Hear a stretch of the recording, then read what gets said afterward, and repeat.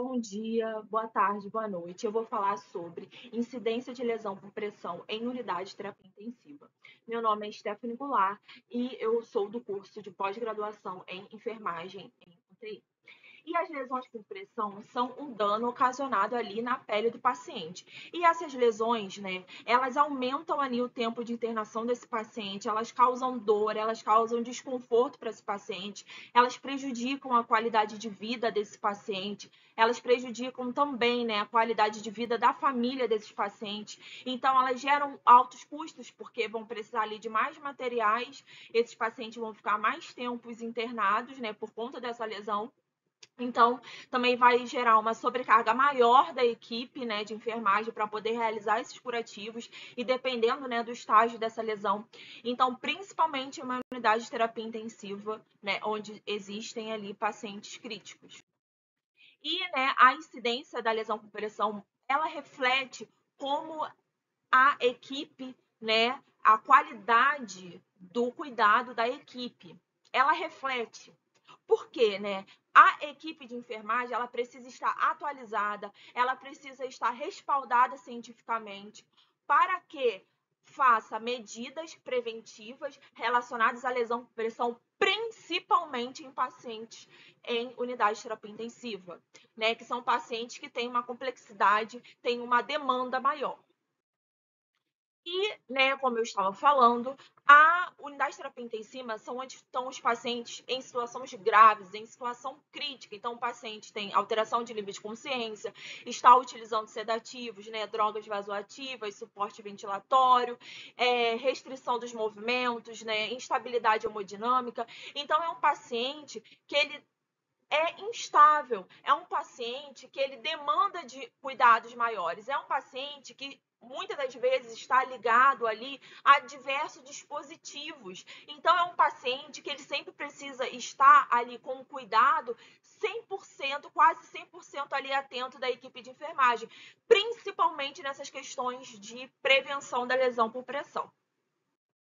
Então, aqui eu vou falar de algumas intervenções de enfermagem que podem ser realizadas ali para poder prevenir essas lesões, né? Manutenção da pele, sempre manter, né, a pele do paciente hidratada, realizar a mudança de decúbito, né? O paciente, ele não vai conseguir, muitas das vezes, verbalizar, dizer, né, o quanto ele está ali desconfortável com certo tipo de pressão. Então, é possível, né, que a equipe de enfermagem realize essa mudança, né, até 2 horas, dependendo da complexidade do paciente, até menos do que isso, mas não passar dessas 2 horas, né, porque isso vai fazer com que o paciente tenha um risco a mais ali de lesão por pressão.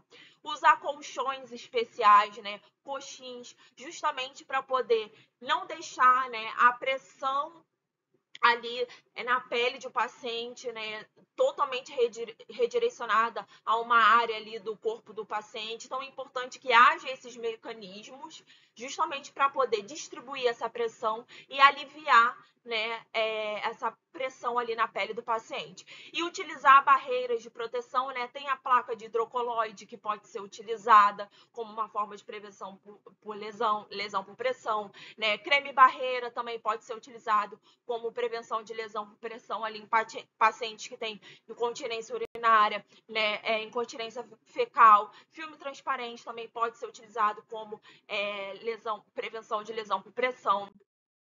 Uso de apoios, como eu havia falado, né? Principalmente ali na panturrilha, nos pés, né?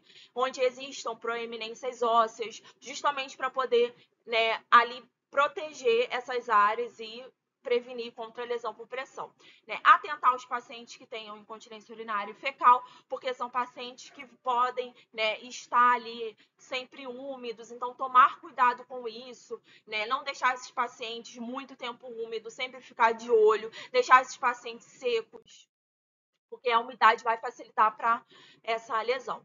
Né? Realizar a avaliação, gente, avaliar o paciente. A gente sabe que o quadro do paciente ele pode mudar ali dentro da unidade de terapia intensiva, né? Então ele pode estar estável no momento, mas ele pode estar instável no outro. Então sempre avaliar o risco, né?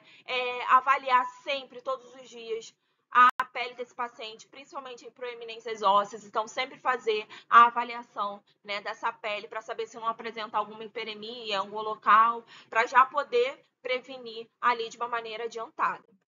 E a escala de Braden é uma escala utilizada justamente para poder prevenir essa lesão por pressão, né? E essa escala ela utiliza de algumas variáveis, né, que são percepção sensorial, que é justamente a capacidade do paciente tem de verbalizar essa pressão, a umidade, né, o quanto o paciente está exposto à umidade, exemplo, incontinência urinária, incontinência fecal, ele está exposto a essa umidade, né, atividade, o grau de atividade física do paciente, mobilidade, né, se esse paciente ele consegue se mover, se ele sente essa pressão e consegue, né, mudar de posição, nutrição, né, o fator ali nutritivo do paciente, e fricção e força de cisalhamento.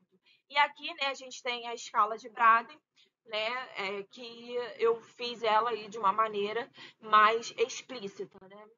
E os fatores, tem alguns fatores que dificultam essa prevenção, né? Excesso de carga de trabalho.